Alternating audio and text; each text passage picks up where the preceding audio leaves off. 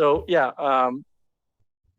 in the year 2000, I had the opportunity to go to India on a pilgrimage, and some of the things that we saw. One of the things was some of the places that we went to were originally Hindu and Buddhist temples that were taken over by Muslims.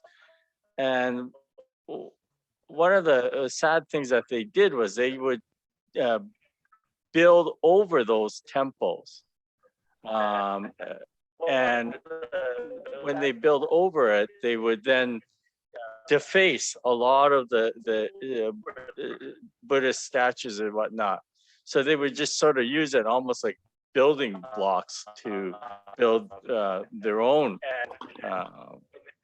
places of worship. And so I think there is a history of that exists. Let's see. I'm hearing some echo. So if you don't mind, I'm just going to put everybody on mute for the time being. If you have questions, just please unmute yourself. But I'm hearing this echo. Okay, there. So yeah, so I think it says more about the other religion than it does say about Buddhism, that it didn't stay in Pakistan, or I'm sorry, Afghanistan. But nonetheless, Buddhism has evolved and developed and moved over. And so today I wanted to start getting into Japan. And one has to realize that Japan was a very unique situation. Japan being an island, it was very, very strictly controlled who could come to Japan and who couldn't. And so basically the feudalistic society of Japan made Buddhism have to enter Japan in a very orderly fashion. When we look at how Buddhism went to China and to Southern Asia, remember last week I told you a little bit about King Ashoka and how he created these Buddhist missionaries and actively sent them to all walks or all corners of their kingdom. And then from there, they continue to travel on further. So that was one way of spreading the Dharma. But in Japan, because of this island being an island, and there was this very strict feudalistic control over who could actually enter Japan, Buddhism took a very different route.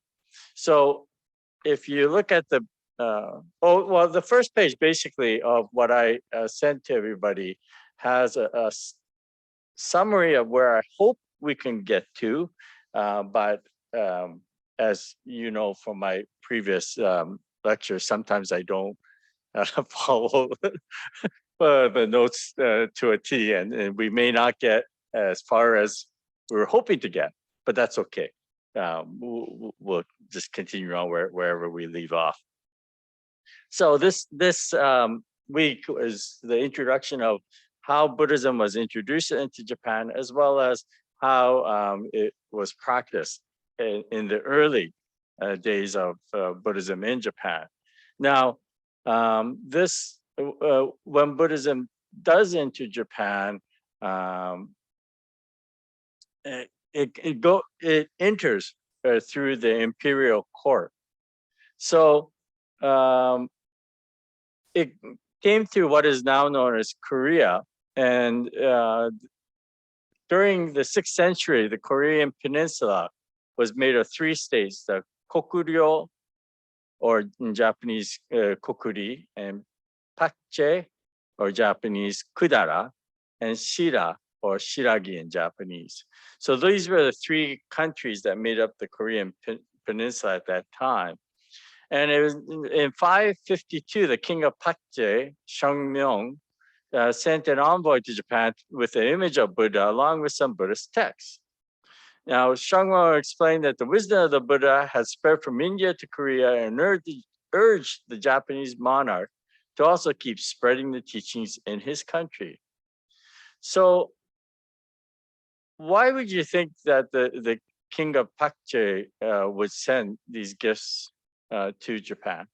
Anybody want to chime in? You're more than welcome to chime in.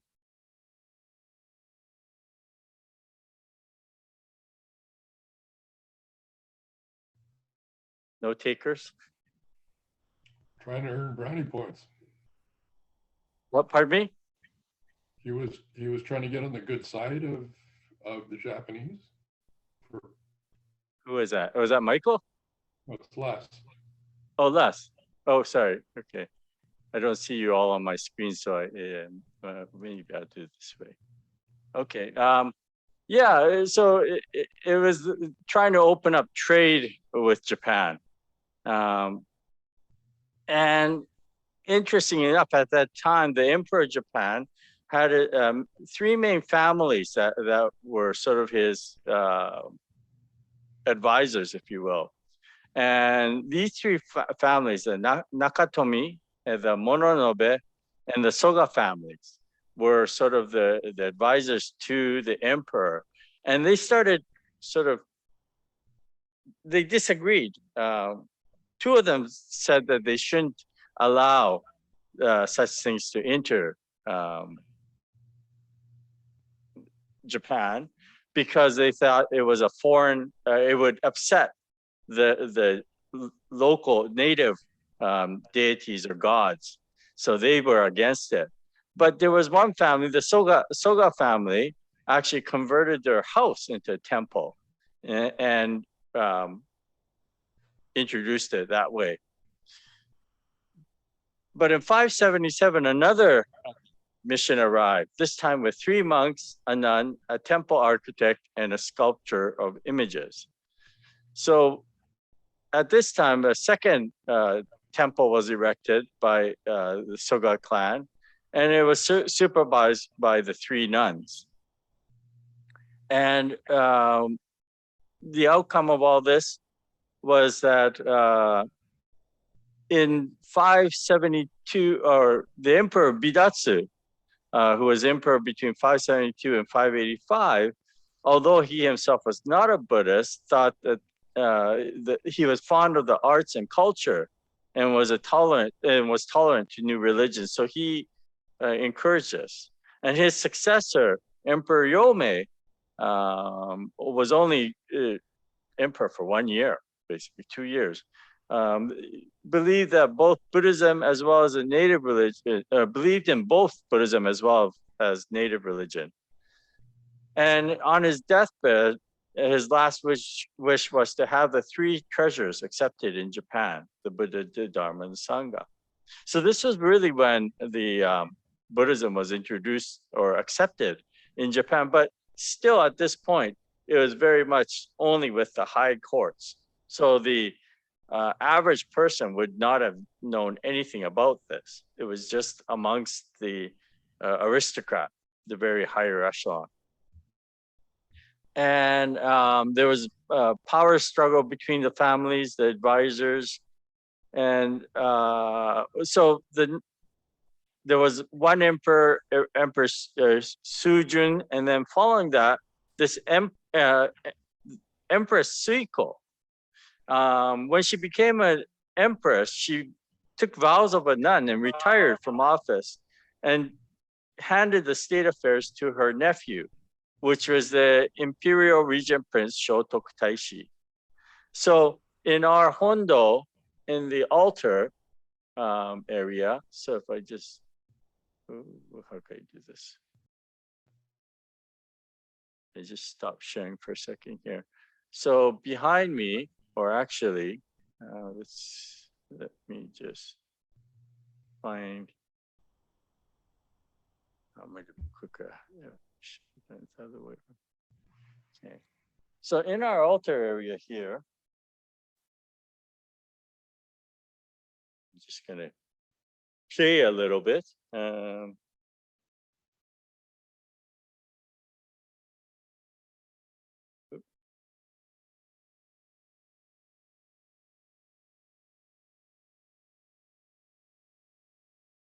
That doesn't come in that clear, does it? So this is a scroll of this Prince Shotoku, okay? And he is generally accepted as the person who really was a follower of Buddhism. And in fact, he wanted Buddhism as as a treasure to the country. And so in 594, it's Shotoku who releases a royal decree supporting Buddhism. And so although it had existed in Japan for a number of years by this time, it was Shotoku who made it officially the state religion. And so Shotoku is seen as the father of Japanese Buddhism. And he studied under the Korean monk Eiji and even wrote commentaries of the Chinese teachings. Shinran Shonin actually highly respected Shotoku Taishi. And when Shinran left the monastery at the age of 29, he went to a temple called Rokkakudo and did a 100-day vigil.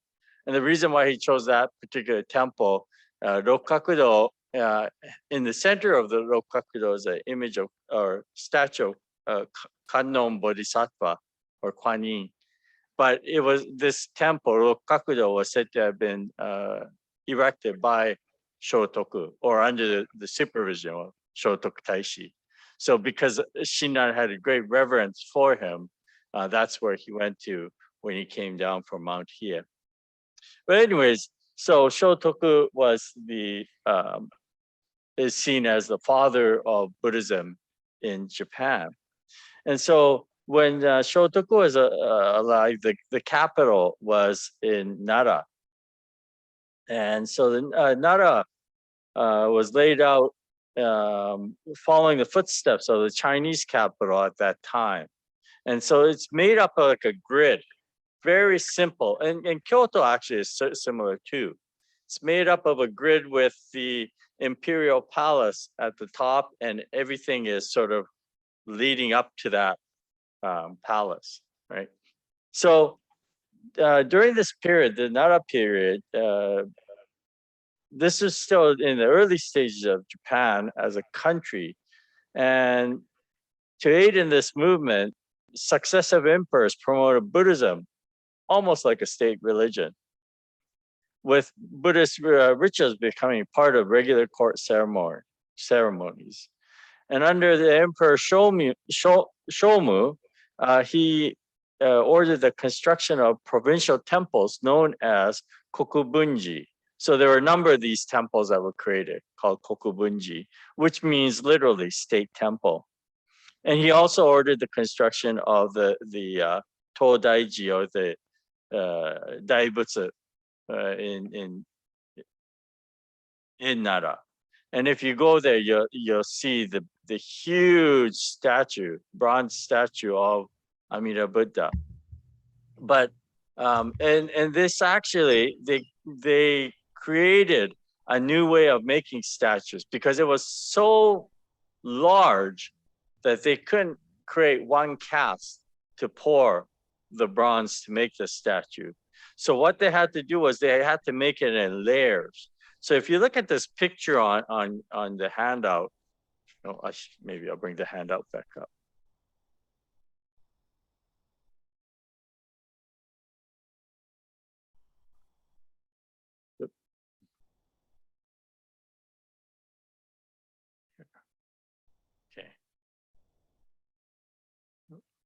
Okay. This picture here is the picture of them building this large Buddha. And if you look at the smaller picture inside, you can see that it's made in different layers. So what they did was they would pour the foundation, or they would cast the very base first, and then pour the bronze there, and then let it set. And then they had another cast for sort of the middle section of that, or where his legs, I guess, the trunk part of his body, and they would pour a cast, and then they would basically what they did was they filled up with dirt around it to build it up, higher and higher. And so they had to pour the cast in sectionally to be able to make such a large statue. And this was actually the first time that anything like this had been done. So it was a feat of engineering, if nothing else, that they were able to make such a large cast. So it must have taken them, I'm guessing, years for them to actually make this. And that's actually some of the other interesting facts about some of these Buddhist statues, not just in Japan, but throughout Asia, is that it was actually literally the practice of those individuals to make these things. So like the Bamiyan Buddhas, for instance, those very large statues, there would be literally hundreds of monks that would spend their time. That was their practice, is to create that statue. So similarly here, they would have had workers. Many of them were slave workers, but it was all overseen by the nuns and the monks. So, so according to Bummyokyo, the Virachana Buddha sits in the middle of a lotus blossom with 1,000 petals. Each of the petals symbolizes a world, in the middle of which a great image of Shakyamuni Buddha sits as a manifestation of the Buddha Virachana. Each of the worlds in turn embraces 10,000 million worlds with little images of Shakyamuni Buddha representing a manifestation of the great image of Shakyamuni Buddha. This tier system or cosmology was the ideal with which Emperor Shomu envisioned a central state-run country with the imperial palace being the center of the government. So as you can see, at this point, Buddhism was not only, it wasn't purely a religion, or it wasn't spread purely for religious reasons. There was very much a political agenda behind the spreading of Buddhism. The emperor wanted to make sure that when he spread Buddhism, it was with the idea that the imperial court, the emperor, will be the center of the country, just as the image of the Buddha is the center of the universe. Okay. So the statue itself is 53 feet high and is constructed over 1 million pounds of bronze. It's just immense. In fact, if you go there, they have these huge wooden pillars that hold up it's the largest wooden structure in the world, actually, the temple itself that houses this large Buddha. And the pillars that hold up the roof, there's one pillar, wooden pillar, that has a hole at the bottom. And the whole idea of this is that one is supposed to crawl through this hole in this pillar. And it's a pretty sizable hole. Like anybody could crawl through it very easily. But it's said that that's the size of the nostril of the giant Buddha. So if you go through that hole, you're going through the nostril of the Buddha. But actually, they also say if you go through that hole, you're going from this world to the world of enlightenment. So anybody, if you get a chance to go to Nara and go and see Todaiji, the Great Eastern Gate Temple, and this is where the large sitting Buddha is. Yeah. You didn't need to know about the nostril of the Buddha. So along with erecting this Todaiji, Emperor Shomu ordered the construction of a Hokkeji temple, which is a temple for nunneries. And again, controlling the nunneries as well. So with this backing of the imperial court, Buddhism firmly established itself in Japan during this 7th century. And there were 4 schools that were established in a span of about 20 years.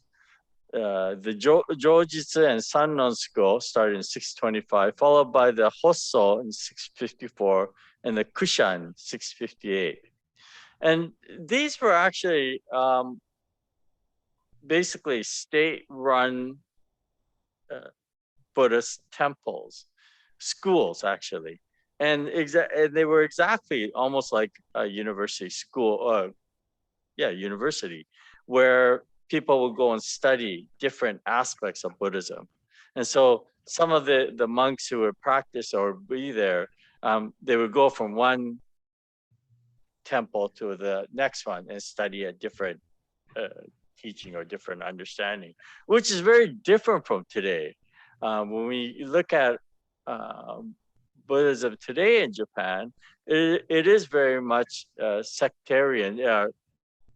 All the different schools that were formalized, and there's not much of the cross-pollination between the various schools. So, for instance, if I'm Jodo Shinshu, I will go to a Jodo Shinshu University and learn about, although I can also learn about other Buddhism, but the main focus is to learn about Jodo Shinshu. And similarly, the Zen denomination has its own schools, and the Nichiren has its own schools. And so they don't tend to be this universality or this commonness that existed back around this when the Buddhism was first introduced. And the main reason why there was this commonality or this cross-pollination was because all these temples were basically state-run. So it's like taking a semester at this university and then taking another semester at that university, that kind of thing. And they were basically learning more ideology than anything else. So just, and I forewarn you, because this stuff gets a pretty heady, and you might find it confusing. It can be confusing. So the Jojitsu school is based on what they call Satya Siddhisastra, or Jojitsuron in Japanese. And it's a basic teaching of this is dealing with the concept of sarva sunya, all is void. It's a very nihilistic look at things, but they negate everything. So everything is negated. So any argument they have is to detach themselves from everything, basically. And so it is neither this nor that. And completely, every argument is to negate everything else. And by negating everything, the idea is that you would detach yourself from any attachments. Okay. So this is a George school, a very, very brief explanation of it. The Sannon school, Madhyamika, middle path, or the 3 treaties school of Buddhism, is based on the 3 treaties, Churon, the middle path treaties, Junimono, the 12 gate treaties, and both were written by Nagarjuna, the great Indian monk who we recognize as the first of our 7 patriarchs. He's also known as the father of the larger, or the Mahayana school Buddhism. And the Hyakuron was attributed to Arya Deva or Daiva. And the 3 principles of this one is what they call Haja Kensho, which is to refute erroneous views and to elucidate the right views. So here again, this one is sort of selecting all the different views and saying that, no, this is wrong, this is wrong. And by doing the process of that, refuting the different teachings, they eventually come to the right teaching. And then the Happuchudo, the middle path of the Eightfold Negotiation. So again, here's this sort of negating things to come to the ultimate truth, right? So the eightfold negation is non-birth, non-extinction, non-cessation, non-permanence, non-uniformity, non-diversity, non-coming, non-going. Okay? By negating all the wrong views, it was believed that one would naturally elucidate the right view. And then the Shinzoku Nitai is that there's both a secular and a truth to everything, and that ultimately the ultimate aspect and the relative aspect exist in all doctrines. It's very, very confusing. The theory of Haja Kensho is to refute all viewpoints. All conditional occurrences happen due to many causes and conditions, creating only a temporary reality. However, although we may negate the existence of a permanent and changing phenomena, it is also incorrect to say that nothing exists. Sunyata of existence versus existence of sunyata. As I mentioned, this is very heady and can get confusing. So by negating everything, they elucidate, you come to the truth. And at the same time of negating everything, you actually acknowledge everything as well. You recognize it in its temporary existence.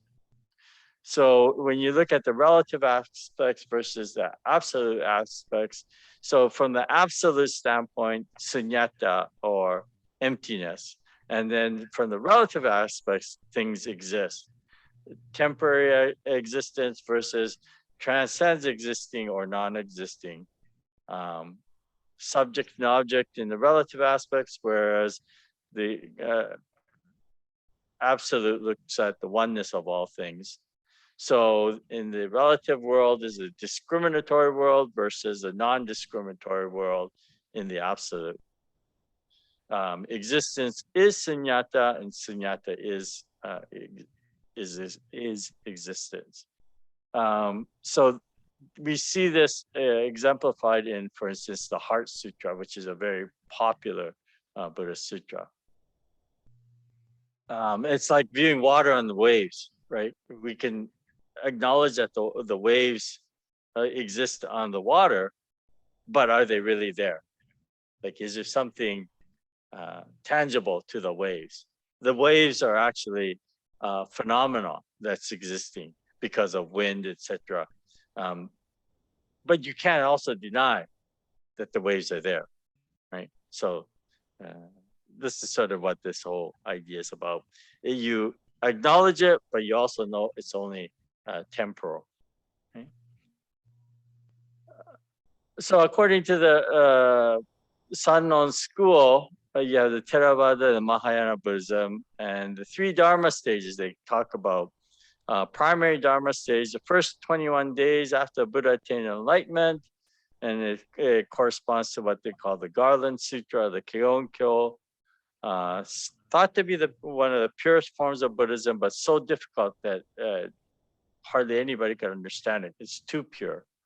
Then you have the secondary Dharma stage, including the Agama Sutras, other sutras leading up to the Dhammapada Sutra, includes both Theravada and Mahayana sects, and then finally returning back holding and returning to the true Dharma, and this is the Hokkekyo emphasized as the ultimate Buddhist teaching. So many of the different schools emphasize different aspects of the Buddha's teachings, and in this Sannon school, they emphasize this Hokkekyo as the most important. And in fact, the Buddha, what happens is on his last days on his earth, he actually returns back to his original teachings. And that's why they say this is the most important one. Next one is the Hossoshu, or the Yogacara consciousness only school. And this is the one that basically recognizes just consciousness.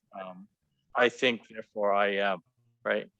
And Vasubandhu or Tenjin Bosatsu is very important in this school. Basically, this consciousness, what was it? Yeah. So this consciousness school, it says that we have different levels of consciousness.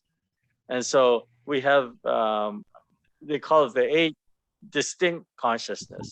First 5 corresponds to the 5 sense perceptions of sight, hearing, smelling, touching, and tasting. The 6th is our consciousness of the mind. And then the 7th one, 7th and 8th consciousness belong to our subconscious. And the first 7 are manifestations of what we call the 8th, known as the transformed conscious, Tenjiki. And the 8th consciousness is known as the fundamental consciousness, Konponjiki. And it's also referred to as the C consciousness, Shushishiki.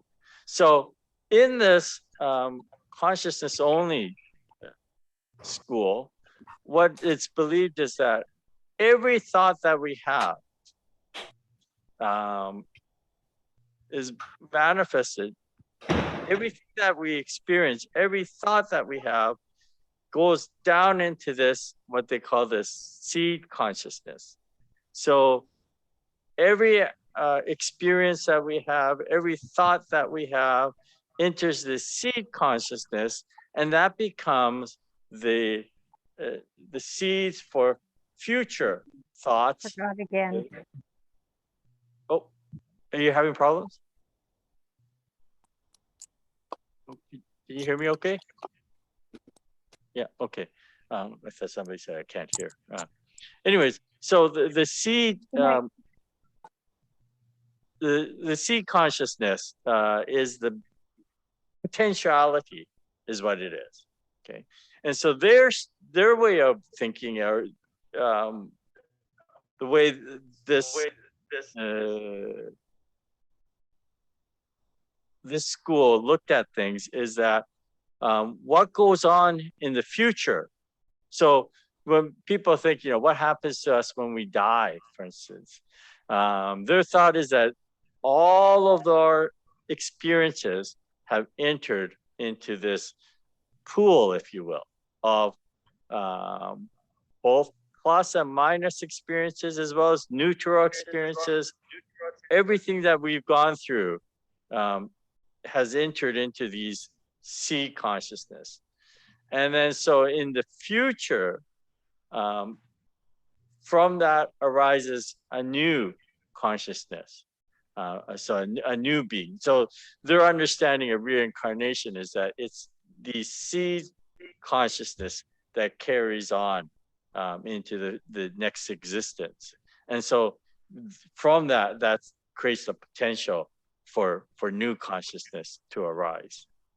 Okay, so that's how our past affects our future, and then also our present, and then also our future. Everything that we do goes into our root. I wouldn't even say memory. It's not even a memory. It's just everything goes into this C consciousness, and then from there, new potential thoughts, new consciousness arises. Okay.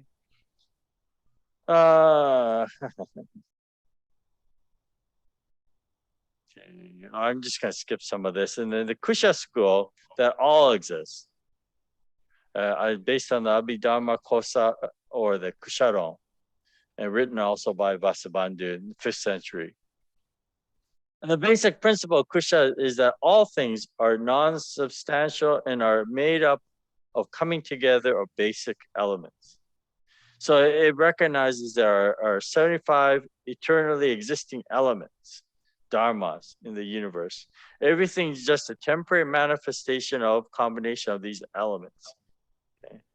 And it proposes an atomic theory that even the atom or everything is made up of different types of things that come together. So according to this theory, there are three types of atoms: that the infinitesimal atom, the form atom, and the dust atom. So there, basically, it's saying that you have different size things that exist. And in fact, modern science has, well, I wouldn't say they've come to agree with this, but have you ever heard of the word neutrino? Has anybody heard of neutrinos? Mm-hmm. Okay, so neutrinos are something that science has now been able to measure, and they're particles so small that they're going through all of us constantly. In this universe, there are particles that are so small. Again, it boggles my mind how these things are constantly going through all of us. So it makes, although we think of ourselves as a physical being, there's actually quite a bit of space in between each of our cells, and if you're small enough, it makes it look much larger, I guess, right? So this is sort of similar to what this Adams is talking about here.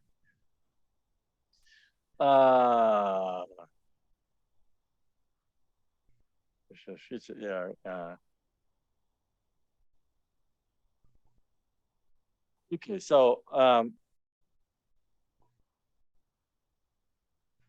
yeah, again, very, very scholastic, if you will. It really doesn't feel like Buddhism as far as what we understand. It doesn't sound like a religion. It sounds much more like scholarly endeavors, right? And then the Kegon school is another school that existed. And basically, this is talking about based on the idea that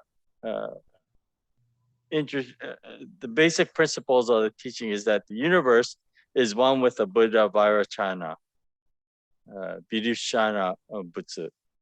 And the most important aspect of this is that all beings possess Buddha nature. Each phenomenon bears a relation to all other phenomenon, and each experience contains all experiences within itself in an interdependent, mutually complementary relationship. In the Kegon Garland Sutra, it describes the jewel within Indra's net. So this is very important.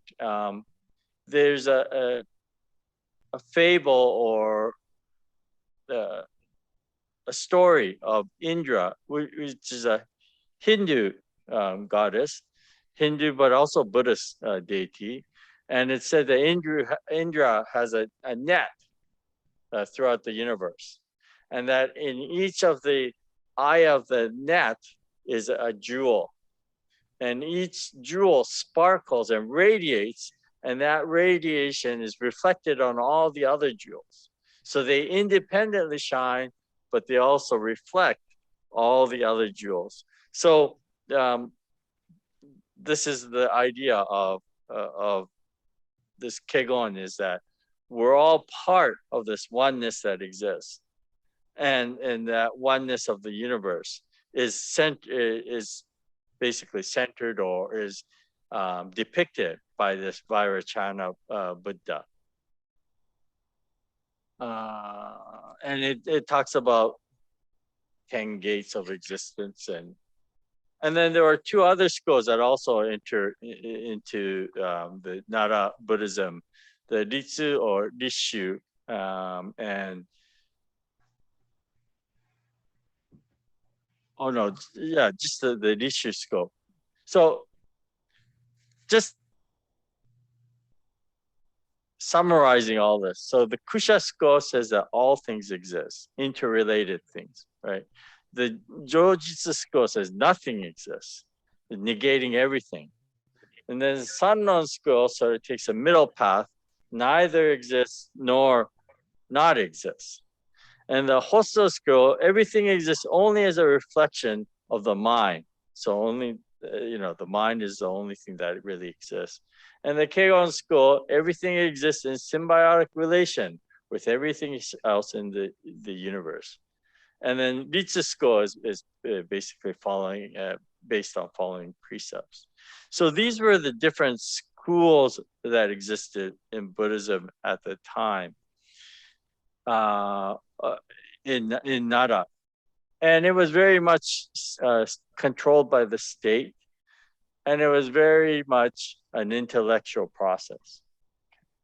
And the problem you have with this is that it's really getting away from the idea of enlightenment or freeing oneself from the suffering of samsara.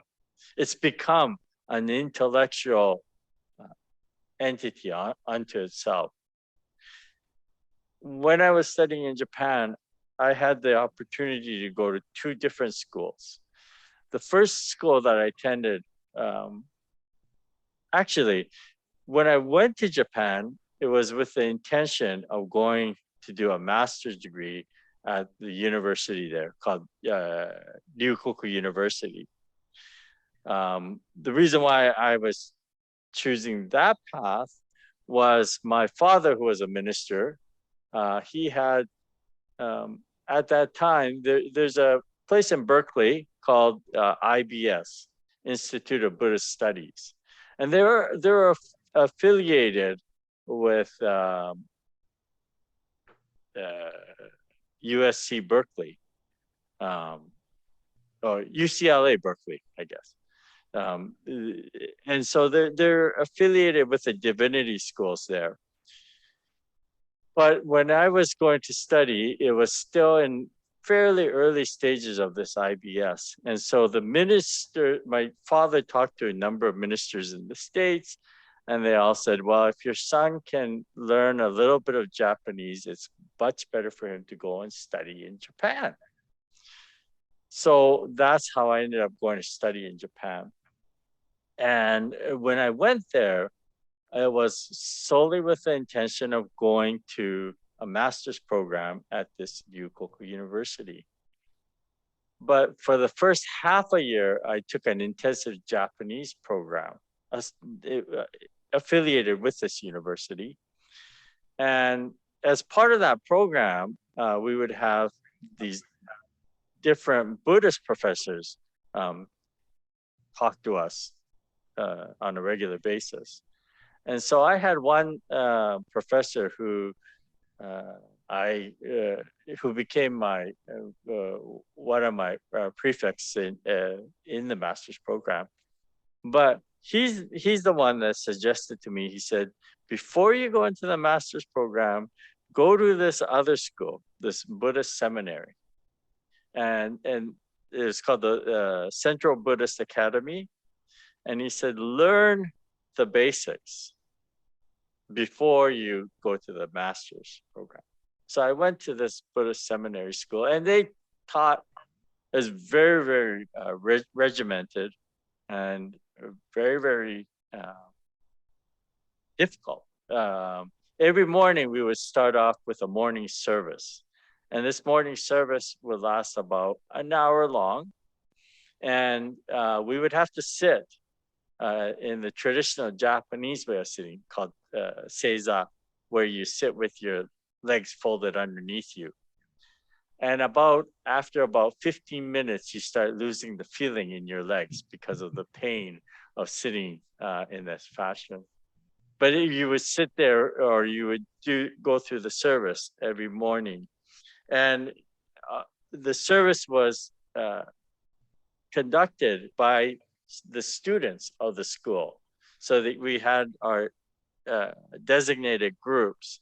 And so like group one would look after service one day, and group two the next day, etc.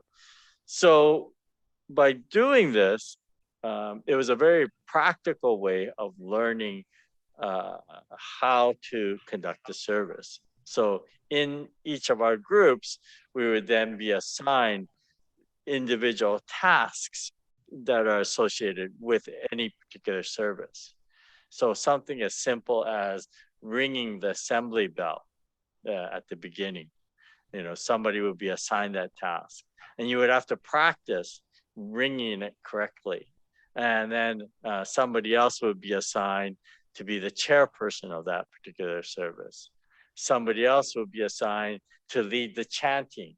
Somebody else would be assigned to give a Dharma talk during the service. So all these various things, somebody else would be assigned to make sure that the altar is the flowers and all the things that go into the altar are done, are put up correctly. So every morning we would go through this, and so by doing this over and over throughout the year, one begins to get muscle memory of how to do things, right? So, and then at the end of each morning service, then the teachers would then critique you on the different aspects of that service. So that's how we learn how to conduct the service. And it was probably the most fulfilling year in my studies in Japan, in the sense that it taught me, and one of the things that the teachers instilled in you, well, almost beat it into you, is that they would say that, the only reason why people look at you respect, it's not because of who you are, but it's because you're wearing the robes of the Dharma. So remember that it's the robes that's important, not yourself. And so this whole year was being taught basically how to become a minister, right? And I found that it was a very, very good way of being introduced to the Dharma. So then after I went to that school for a year, I then went to the university and spent 2 years at the university. But the university experience, it was very good. It was a very good experience. It was very, very intellectual. And it was very much like these schools of Buddhism, in which your professor would take a text, and they would basically explain the text, and then they would give their own thoughts on this and that of the text, etc., etc. And it became very much an intellectual exercise, an intellectual process, as opposed to having reverence for something. So it was a very different way of looking at studying the teachings.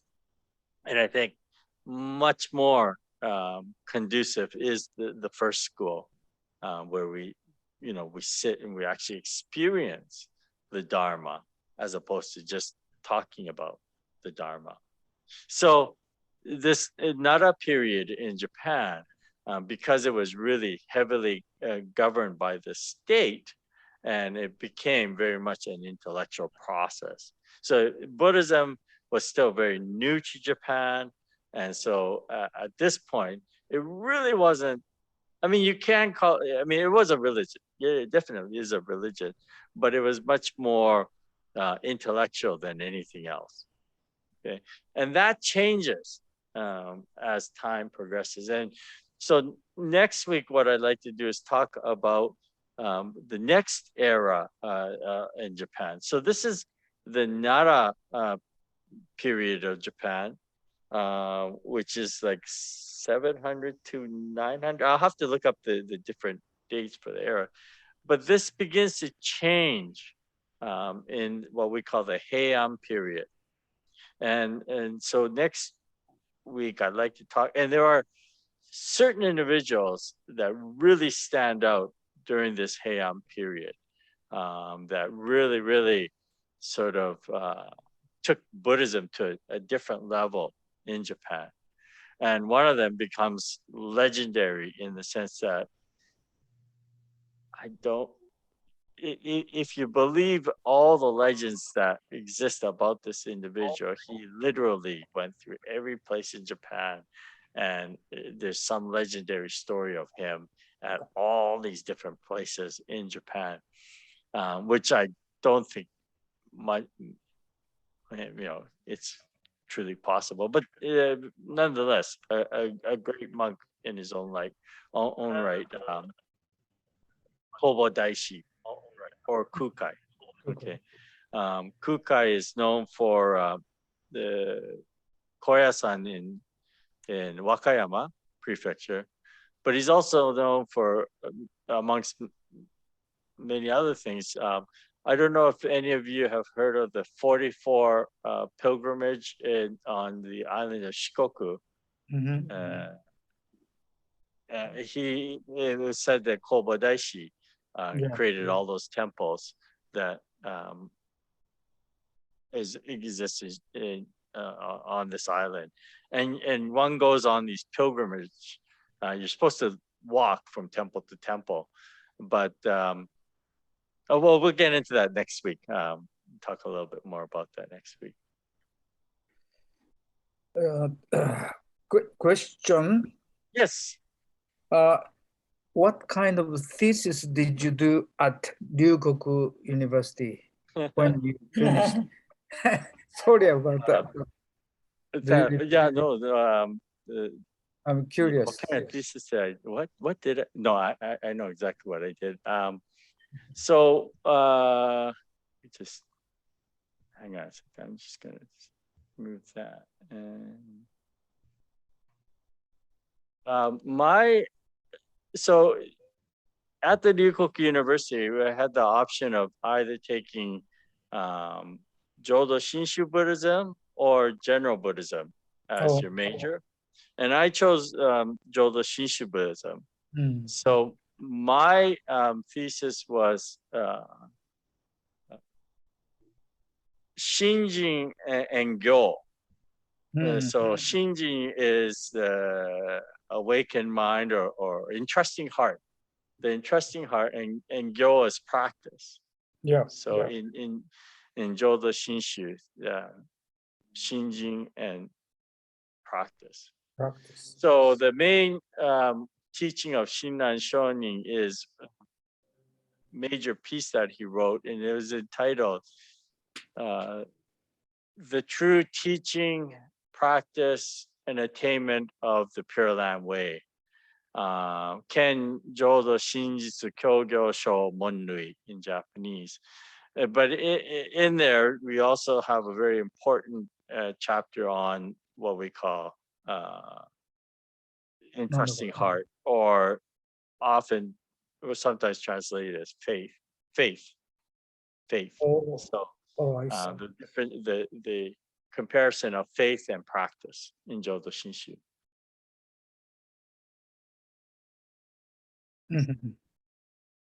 And we could talk about that down the road when we get to Jodo Shinshu, if you wish. Are there any? All right, interesting. Thank you. You're welcome. Any other comments? Were you able to follow today? By the way, it's very, very mind-boggling, or I find it confusing myself. Well, no. My question is, what did these esoteric ideas about Buddhism bring to Japan at that time that Japan needed? Why was it accepted? Why was it accepted? Well, so was it simply political? Like, was it just They needed, Well, there was a political aspect to it.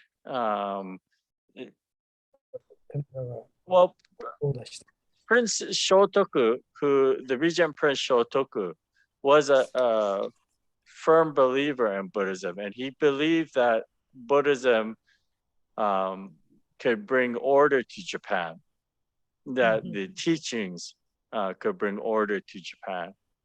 At the same time, that being said, there was also an interest of importing the different cultures from China and Korea. So Buddhism allowed this to happen. So you have to understand that the temples, Buddhist temples in China and Korea were much more than just religious temples. For instance, a lot of Eastern medicine was developed through the Buddhist temples.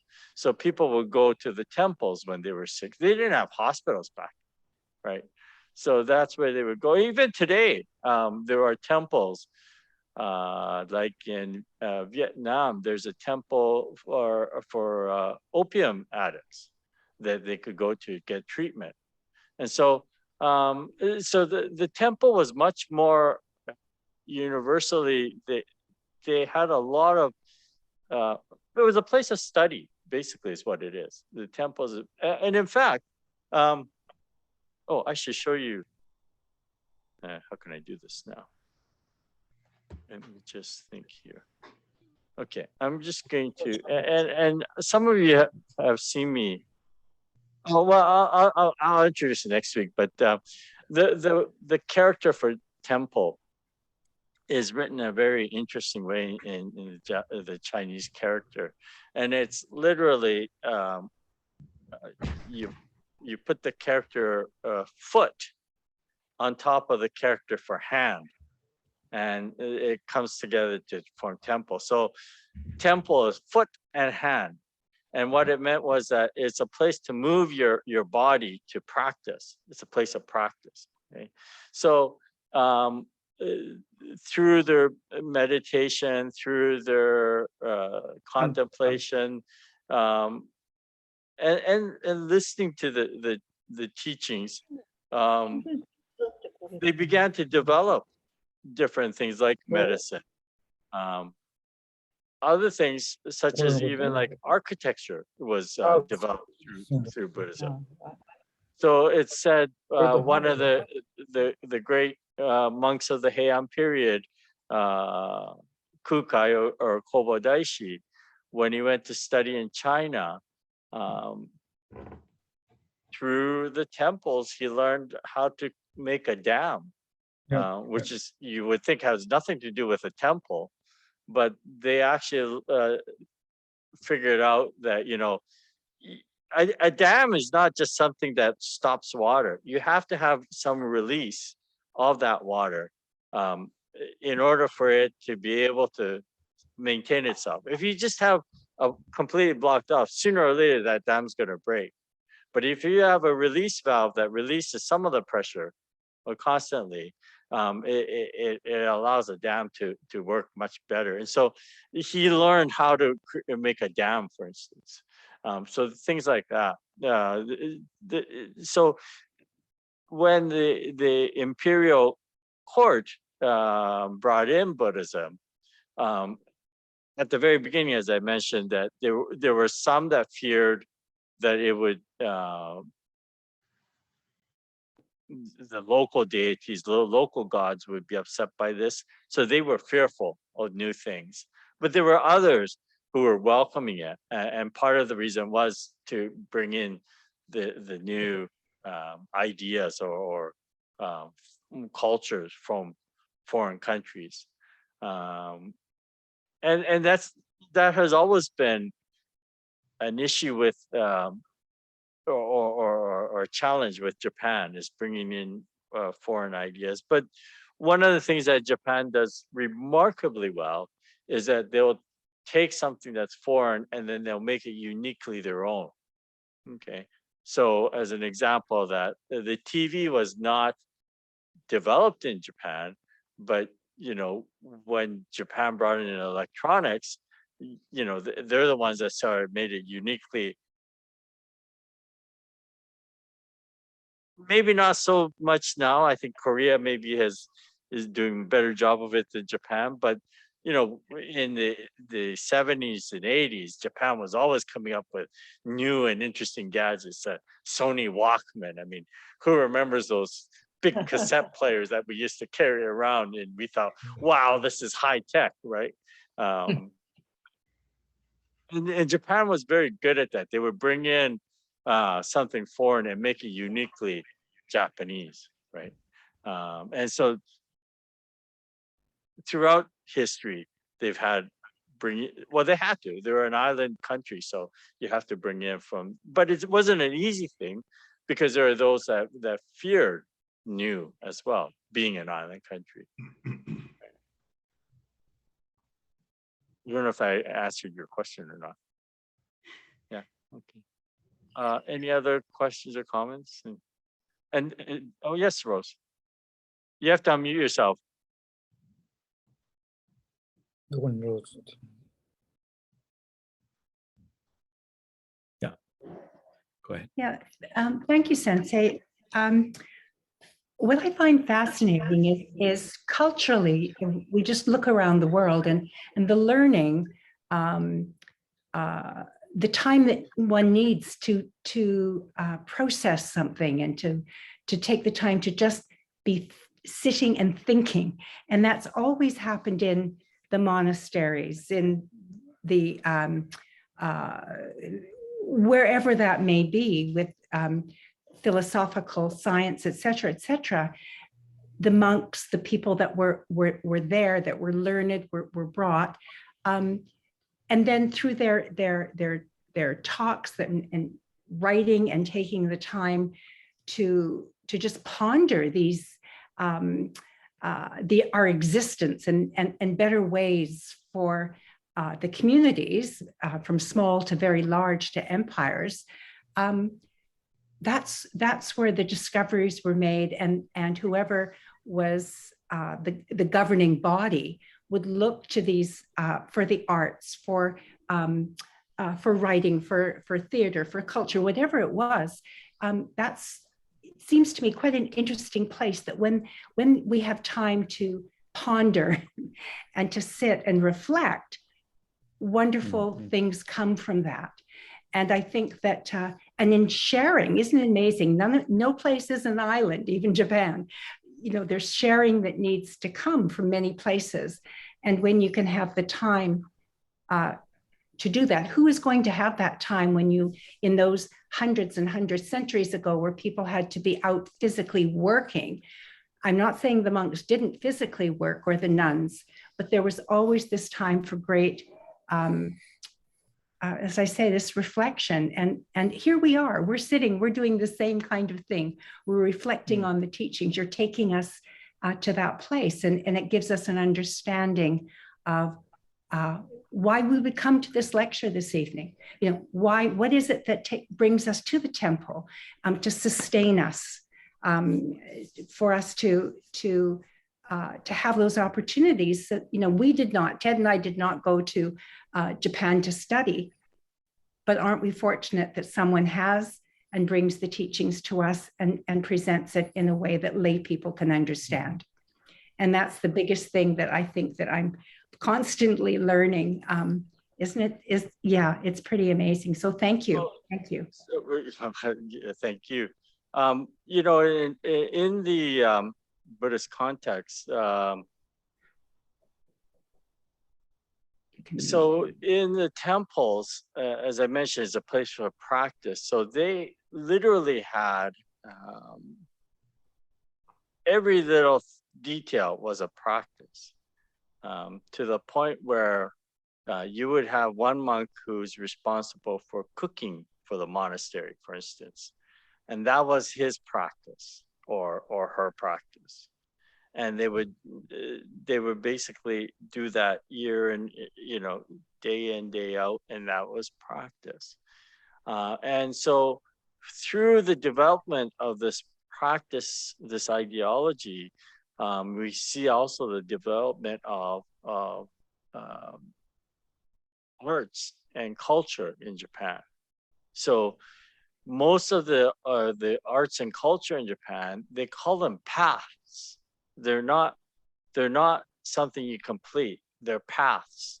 So, for instance, there is the path of calligraphy, shodo, right? Or the path of martial arts, budo, or the path of flower arrangement, kado, right? And then the path of tea ceremony, sado. So these are all paths, right? There is a Buddhist path, butsudo. So all these are paths, they're journeys. And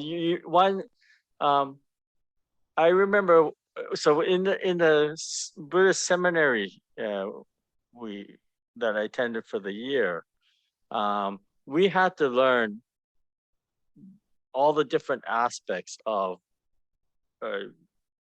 basically running a temple. That includes like flower arrangements, right? So we actually had flower arrangement classes.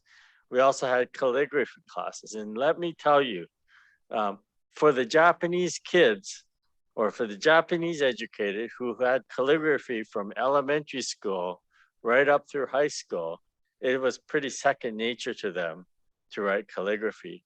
But for somebody coming from the West who had never done calligraphy and who's also happens to be left-handed, and calligraphy is not made for left-handed people, it's made for right-handed people.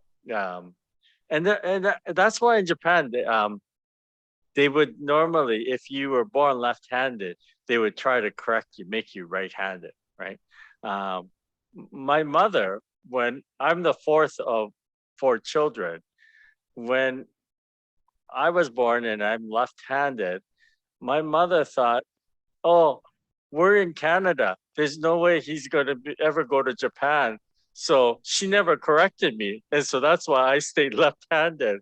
But when it came to learning about calligraphy, it's atrocious. My calligraphy is just atrocious. But anyways, that calligraphy teacher, he said to our class, he said, you begin with 1 and you end with 1.